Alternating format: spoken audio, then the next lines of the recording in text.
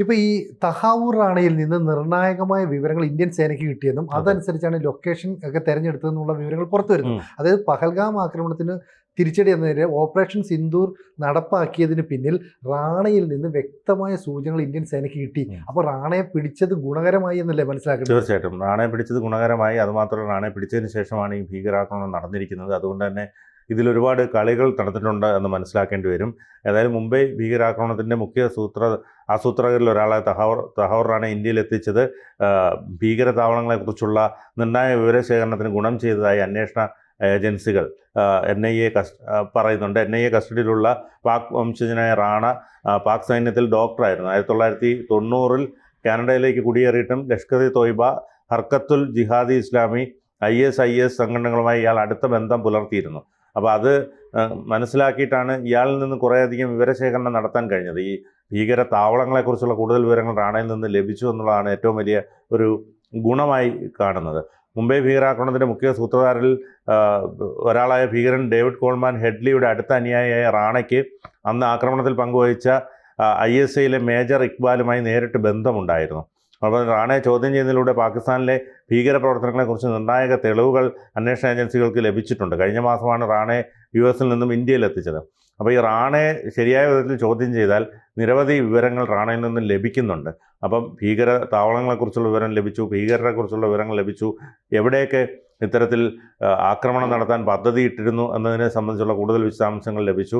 അതുകൊണ്ട് തന്നെ പ്രധാനമന്ത്രി നരേന്ദ്രമോദിയുടെയും അമിത്ഷായുടെയും ഒക്കെ നേതൃത്വത്തിൽ ദീർഘനാൾ നടന്ന നിയമ പോരാട്ടങ്ങൾക്കൊടുവിലാണ് റാണയെ ഇന്ത്യയിൽ എത്തിച്ചത്. പക്ഷേ ഇന്ത്യയിൽ എത്തിച്ചത് കൊണ്ട് ഗുണമുണ്ടായിട്ടുണ്ട്. കാരണം റാണയിൽ നിന്ന് നിർണായക വിവരങ്ങൾ ലഭിച്ചു, ഭീകരാക്രമണം അല്ലെങ്കിൽ ഭീകര താവളങ്ങളെക്കുറിച്ചുള്ള വിവരങ്ങൾ ലഭിച്ചു. ഇപ്പോൾ ഈ നടന്ന ഓപ്പറേഷൻ സിന്ധുവിനുൾപ്പെടെ വലിയ രീതിയിൽ അത് ഗുണം ചെയ്തു. കാരണം റാണയ്ക്ക് ഒരുപാട് ബന്ധങ്ങൾ ഇന്ത്യയിൽ അവിടെ ഇവിടെയായിട്ടുണ്ട്. കേരളത്തിൽ തന്നെ റാണ താമസിച്ചപ്പോൾ ഒരുപാട് പേരുമായി ബന്ധം പുലർത്തിയിരുന്നു എന്നാണ് നമുക്ക് മനസ്സിലാക്കാൻ കഴിയുന്നത്. ഈ തഹാവൂർ റാണ പഠനശേഷം നേരെ പാക് ആർമിയിലാണ് ജോയിൻ ചെയ്യുന്നത്. അപ്പോൾ പാക് ആർമിയിൽ ഡോക്ടറായിട്ട് സേവനം അനുഷ്ഠിക്കുമ്പോൾ ആർമിയുമായി ബന്ധപ്പെട്ട കാര്യങ്ങളെക്കുറിച്ച് ഇയാൾക്ക് നല്ല ബന്ധമുണ്ട്. പക്ഷെ പിന്നീട് പതുക്കെ ഇയാൾ ആർമിയിൽ നിന്ന് വിട്ടുപോവുകയും ജിഹാദി ഇസ്ലാമി, ISI തുടങ്ങിയ സംഘടനകളുമായിട്ട് അടുത്ത ബന്ധം പുലർത്തുകയും ചെയ്തു.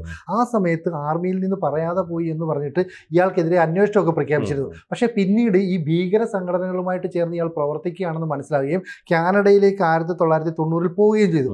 അതിനുശേഷം ഈ ആർമിയുടെ അന്വേഷണമൊക്കെ നിലച്ചു.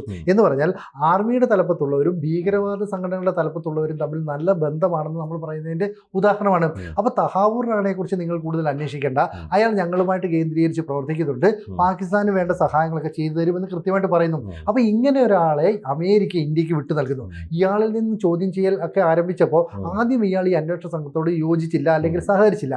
പിന്നീട് പതുക്കെ ഇയാൾ സഹകരിച്ചു വരുന്നു. അപ്പോൾ ഇയാളുടെ ആവശ്യം, എനിക്ക് പ്രായമേറെയായി, എൻ്റെ വീട്ടിലുള്ള ആൾക്കാരുമായിട്ട് ഫോണിൽ സംസാരിക്കണം തുടങ്ങിയ നിർദ്ദേശങ്ങളൊക്കെ വന്നു. അതുപോലെ ഇയാൾക്ക് നോൺ വെജ് വേണമെന്ന് പറഞ്ഞു. അപ്പോൾ ചില ആവശ്യങ്ങൾ അംഗീകരിക്കുകയും മറ്റു ചിലത് അംഗീകരിക്കാതിരിക്കുകയും ചെയ്തു. അപ്പോൾ ഇയാളിൽ നിന്ന് ഈ പറയുന്ന പല കാര്യങ്ങളും നമ്മൾ ചോർത്തിയെടുക്കാൻ ശ്രമിച്ചു. ഇതിന് ശേഷമാണ് പഹൽഗാം ആക്രമണം ഉണ്ടായത്. അതായത് തഹാവൂർ റാണ ഇന്ത്യയുടെ പിടിയിലായി കഴിഞ്ഞാൽ പല രഹസ്യങ്ങളും ഇയാളുടെ വായിൽ നിന്ന് പുറത്തേക്ക് വരാൻ സാധ്യതയുണ്ട്. ഒന്നാമത് പ്രായമായ മനുഷ്യനാണ്. അപ്പോൾ അതിനെ ഒഴിവാക്കാൻ വേണ്ടി ഈ ബന്ധങ്ങളെയൊക്കെ ഡൈവേർട്ട് ചെയ്യാൻ വേണ്ടി ഒരു ആക്രമണം കാശ്മീരിൽ സംഘടിപ്പിക്കുന്നു. പക്ഷേ അങ്ങനെ സംഘടിപ്പിച്ചാൽ ഇന്ത്യ ശക്തമായിട്ട് അവരെ തിരിച്ചടിക്കും, പാകിസ്ഥാനെ. അങ്ങനെയാണെങ്കിൽ ഇതൊരു യുദ്ധത്തിൻ്റെ മേഖലയിലേക്ക് പോകും. ഇതായിരുന്നു പാക് തന്ത്രം. പക്ഷേ നമ്മൾ അതിനെ പൊളിച്ചു കൊടുത്തു. കാരണം നമ്മൾ 15 ദിവസം വരെ യാതൊന്നും ചെയ്തില്ല. 15ാമത്തെ ദിവസമാണ് നമ്മൾ കയറി ആക്രമിച്ചത്. ഈ ആക്രമിച്ചത് പാകിസ്ഥാൻ്റെ ജനവാസ കേന്ദ്രങ്ങളിലോ പട്ടാള ക്യാമ്പുകളിലോ ഒന്നുമല്ല, കൃത്യമായിട്ട് ഭീകരവാദികളുടെ ക്യാമ്പുകൾക്ക് നേരെ, അവരുടെ ഹൈഡ് ഔട്ടുകൾക്ക് നേരെയാണ് ആക്രമണം നടത്തിയത്. അതുകൊണ്ട് ഇവർക്ക് ലോകത്തിന് മുന്നിൽ ഒന്നും പറയാൻ പറ്റുന്നില്ല. എന്നിട്ട് പറഞ്ഞു ഞങ്ങൾ ഇന്ത്യയുടെ 5 യുദ്ധവിമാനങ്ങൾ തകർത്തു എന്ന് പറഞ്ഞു. പക്ഷെ ഒന്നും ശരിയായില്ല. ഇവിടെ ഇപ്പോൾ എന്ത് പറഞ്ഞാൽ ഈ തഹാവൂർ റാണയും ഡേവിഡ് കോൾമാൻ ഹെഡ്ലി എന്ന് പറയുന്ന ഇതിന്റെ ആസൂത്രണം, ഈ മുംബൈ സ്ഫോടനത്തിന്റെ, ഇയാളും തമ്മിലുള്ള ബന്ധത്തിന്റെ തെളിവുകളൊക്കെ ഇപ്പോൾ ഈ സൈന്യത്തിൽ ലഭിച്ചിട്ടുണ്ട്. സ്വാഭാവികമായിട്ടും ഈ ഹെഡ്ലി എന്നെ അമേരിക്കയിൽ നിന്ന് വിട്ടുകൊടുക്കരുതെന്ന് പറഞ്ഞിട്ട് പല രഹസ്യങ്ങളും പറഞ്ഞു. അതിലെല്ലാം തന്നെ ഈ തഹാവൂർ റാണയാണ് ഇതിന്റെ ആസൂത്രണം നടത്തിയത്. അല്ലെ, തഹാവൂർ റാണയ്ക്ക് എല്ലാ കാര്യങ്ങളും അറിയാമെന്ന് ഇയാൾ വെളിപ്പെടുത്തുകയാണ്. ഇങ്ങനെ ഒരു സംഭവം നടക്കുന്ന സാഹചര്യത്തിൽ തഹാവൂർ റാണയെ നമ്മൾ കൂടുതൽ ചോദ്യം ചെയ്തു. അങ്ങനെയാണ് പാകിസ്ഥാൻ ആർമിയുടെ ആസ്ഥാനം, അവിടുത്തെ ലൊക്കേഷൻ, അവിടുത്തെ ഭീകരവാദികളുടെ ക്യാമ്പുകൾ, ഇത് സംബന്ധിച്ചുള്ള നിർണായക വിവരങ്ങൾ നമ്മൾ ചോർത്തിയെടുത്തത്. ഇത് വെച്ചിട്ടാണ് നമ്മൾ പിന്നീട് ഒരു ആക്രമണം പ്ലാൻ ചെയ്യുകയും കൃത്യമായിട്ട് അവിടേക്ക് മിസൈൽ ആക്രമണം നടത്തുകയും ചെയ്തു. ഇപ്പൊ റഫേൽ യുദ്ധവിമാനത്തിൽ നിന്ന് നമ്മൾ കൃത്യമായിട്ട് മിസൈലുകൾ ആ ലക്ഷ്യസ്ഥാനത്തേക്ക് അയച്ചിട്ടുണ്ടെങ്കിൽ ആ കേന്ദ്രങ്ങൾ എവിടെയാണ്, ലൊക്കേഷൻ എവിടെയാണെന്ന് തഹാവൂർ റാണയെ പറഞ്ഞു കൊടുത്തേ. ഇത് പാകിസ്ഥാന് നിഷേധിക്കാൻ പറ്റില്ല. മാത്രമല്ല മുംബൈ ആക്രമണത്തിന് പിന്നിൽ ഈ പാകിസ്ഥാനാണെന്ന് ഇയാൾ തുറന്ന് സമ്മതിക്കുന്ന ഒരു ഘട്ടത്തിലേക്ക് എത്തും.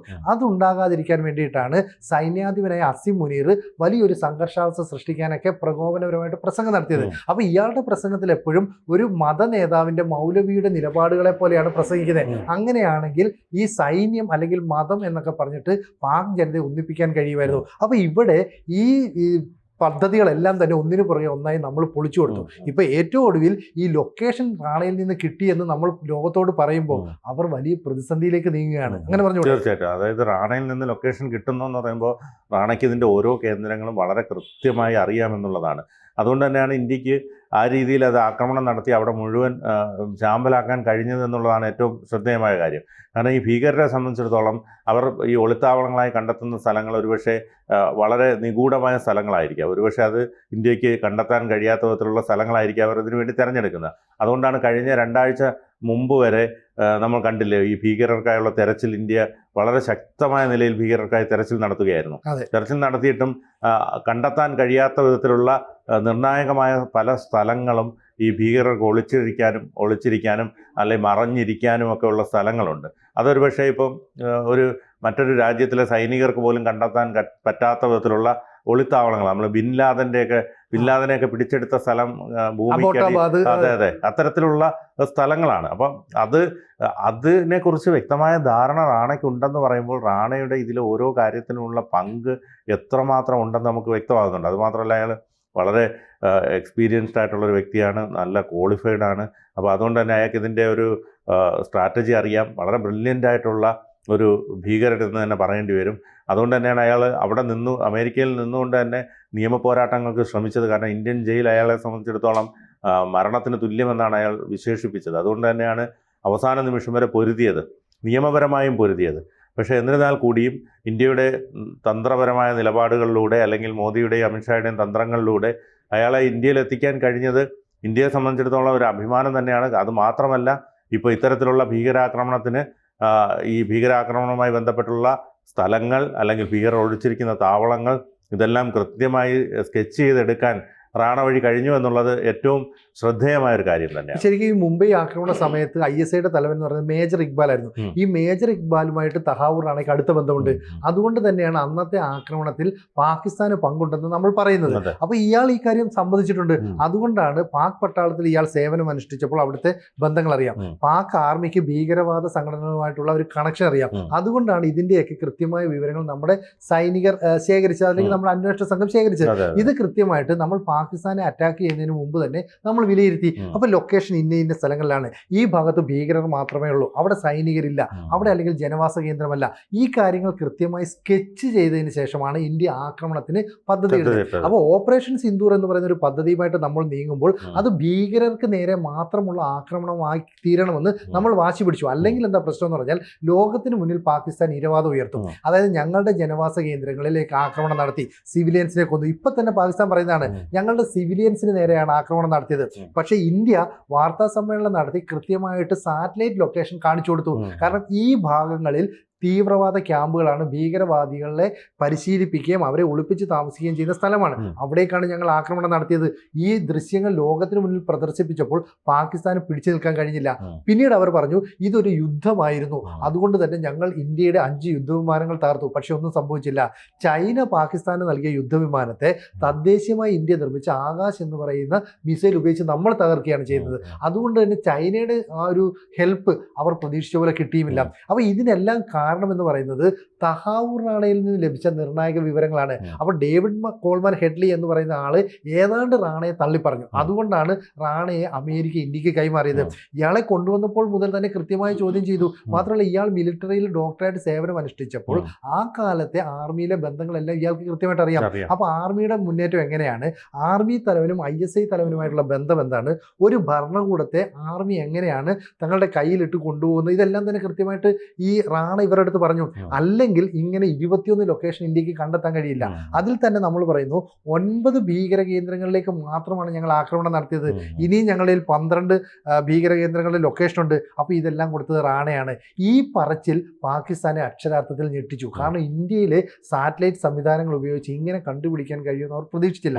മാത്രമല്ല ഇപ്പോൾ ലാഹോറിൽ വീണ്ടും തുടർ സ്ഫോടനങ്ങളൊക്കെ ഉണ്ടാകുന്നു. അപ്പോൾ ഈ സ്ഫോടനം നടത്തുന്ന ആരാ? അപ്പോൾ അവിടെ ആഭ്യന്തരമായിട്ട് കുറേ പ്രശ്നങ്ങളിലൂടെ ഉയർന്നു വരുന്നു എന്നല്ലേ മനസ്സിലാക്കാൻ പറ്റും? അതെ, തീർച്ചയായിട്ടും. ഇപ്പോഴും ഈ തുടർ സ്ഫോടനങ്ങൾ നടത്തുന്നതിലൂടെ മനസ്സിലാക്കാൻ കഴിയുന്നത് ആഭ്യന്തരമായ പ്രശ്നങ്ങളുണ്ട്. അതോടൊപ്പം തന്നെ പൂർണ്ണമായും ഇതിലിപ്പോൾ 600ഓളം പേർ കത്തിച്ചാമ്പലായെന്നാണ് അറിയുന്നത്. പക്ഷേ എന്നിരുന്നാലും ചില രഹസ്യ ആളുകൾ പലയിടത്തും ഉണ്ടാകാം. അതിൻ്റെ ഭാഗമായിട്ടാണ് ഇത്തരത്തിലുള്ള ചില നീക്കങ്ങൾ നടത്തുന്നത്. അവരെ സംബന്ധിച്ചിടത്തോളം, പാകിസ്ഥാനെ സംബന്ധിച്ചിടത്തോളം, നമ്മൾ ഇന്ത്യ എപ്പോഴും പറയുന്നത് നമ്മൾ ജനവാസ മേഖലയിൽ ആക്രമണം നടത്തിയില്ല, നമ്മൾ സൈനികർക്ക് നേരെ ആക്രമണം നടത്തില്ല. പക്ഷേ പാകിസ്ഥാനെ സംബന്ധിച്ചിടത്തോളം ജനവാസ മേഖലയിൽ നടത്തിയാലും സൈനികർക്ക് നേരെ നടത്തിയാലും അവർക്ക് ഇത്രയും പ്രകോപനം ഉണ്ടാവത്തില്ല. ഭീകരർക്ക് നേരെ നടത്തുമ്പോഴാണ് അവർക്ക് പ്രകോപനം ഉണ്ടാകുന്നത്. അതുകൊണ്ടാണ് അവർ ഇത്തരത്തിൽ ഈ വെടിനിർത്തൽ കരാർ ലംഘിച്ചുകൊണ്ട് ഇപ്പോഴും ഇത്തരത്തിൽ പ്രകോപനം തുടർന്നുകൊണ്ടിരിക്കുന്നത്. കൂടുതൽ വാർത്തകളും വിശേഷങ്ങളും നിങ്ങളിലേക്ക് എത്താൻ ABC മലയാളം സബ്സ്ക്രൈബ് ചെയ്യുക, ബെൽ ബട്ടണും അമർത്തുക.